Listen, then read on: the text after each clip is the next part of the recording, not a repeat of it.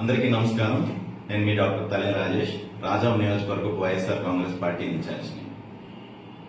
చంద్రబాబు నాయుడు గారి పరిపాలనలో సచివాలయం శాశ్వత నిర్మాణ భవనానికి పెడుతున్న ఖర్చులు చూస్తుంటే చాలా అనుమానాలకు తావస్తుంది.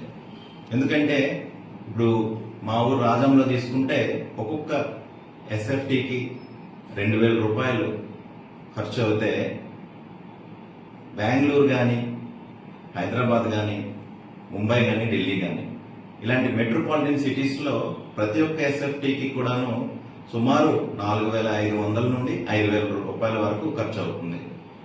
అదే అమరావతి నిర్మాణ ఖర్చులు చూస్తే అది ఎస్ఎఫ్టీకి 18,300 రూపాయలను నిర్ణయించడం జరిగింది.